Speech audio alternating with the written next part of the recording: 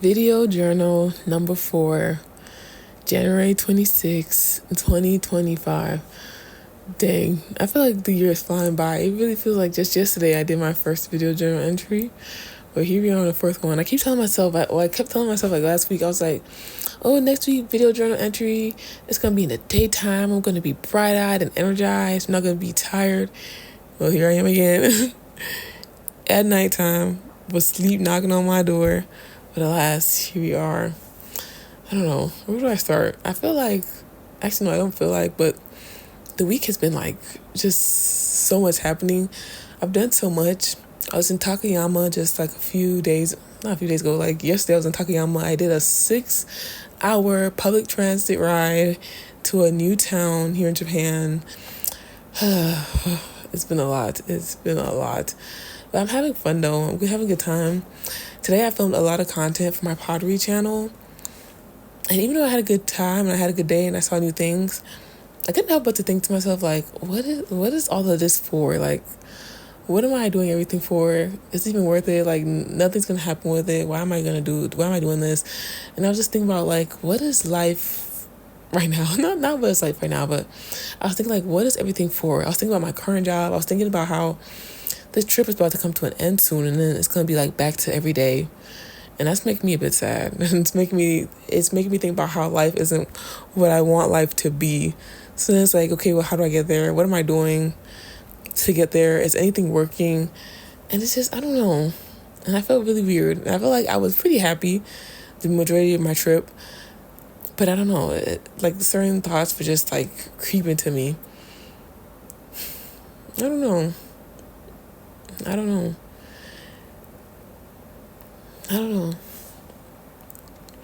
But I'm just thinking like what is the next few months gonna look like? It's funny, like I had those thoughts, but at the same time I was thinking to myself, it's gonna be okay. I was thinking, like, I think I've mentioned before, but like I really want to monetize creativity so I can be like self-employed and work for myself and not have to rely on like a regular corporate job. Fun fact too, I was thinking to myself, I'm kind of lucky when it comes to the jobs that I've had. Because I feel like the universe God knew that if I had like the regular 9 to 5, it would be a wrap for me. Like I knew I would have cracked. But at the same time I was thinking, then is where I'm at right now like a catch-22? It's like a double-edged sword that like, it's not super bad where I can cope with it and I don't snap and say like, oh, I need to change this right now, etc. Or is it like, is it holding me back or is it helping me? You know, is it allowing my spirit to stay sane longer, or is it like making me complacent?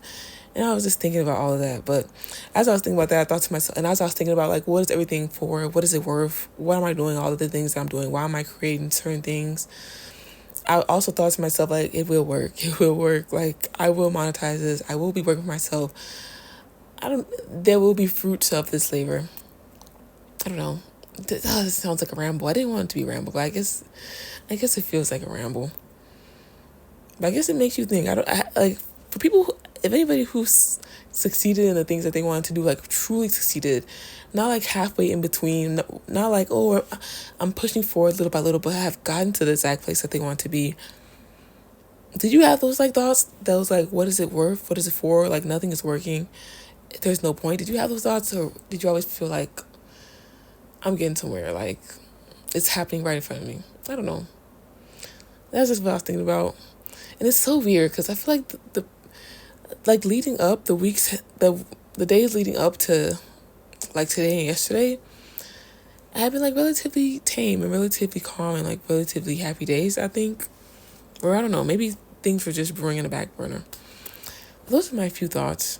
But on the brighter side, I think things got real back into a brighter space because the inn that I'm in, or the little guest house that I'm in, the owner taught me how to write kanji.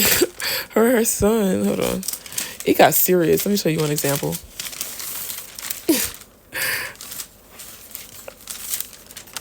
Is it on the right side? I wrote this. It got serious. Like, she was really helping me and like really like 10 toes on teaching me. And she was like showing me the movements and like she was like guiding my hand. So it says, hold on, let me show you. I think the top one it's like a certain type of instrument. The top word is like a certain type of instrument, and then the bottom one says sake, and then I don't know what side it's gonna be for y'all, but the smaller text on the side, on my right side, is my name in kanji. That reeled me back in. I think that brought me some peace and brought me some happiness. I feel like those are the type of experiences that I've wanted in life. Like I've always wanted like international experiences with people from different cultures. Very much, very much giving Disney Channel around the world. But that's the type of life that I want to live, and I think that's what makes me think those previous thoughts that I mentioned before. Is that like, dang, like a taste of that life is not enough for me. Like I don't want to taste it and then go back to like the regular day every day. Like I want to have it for a while until I'm ready to say, I've had enough. Let me calm down and do something else. If that makes sense. But I feel like I don't. I feel like it's not 100% up to me yet at this point. Like I still have to do my regular job. I still have to work the way I am right now, and it's just But anywho, a lot of content coming up soon. This will be my last journal entry in Japan.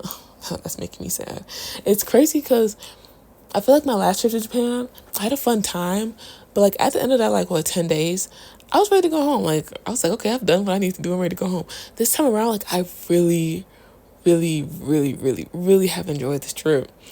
And like I think I may have mentioned it before, but like this was when I was last in Japan, it was my first solo international trip, and I didn't do it how I wanted to do it, but this time around I've done it how I would like to solo travel, and I figured out like my flow with solo travel. I've just really enjoyed myself. Like it's just been so interesting to see.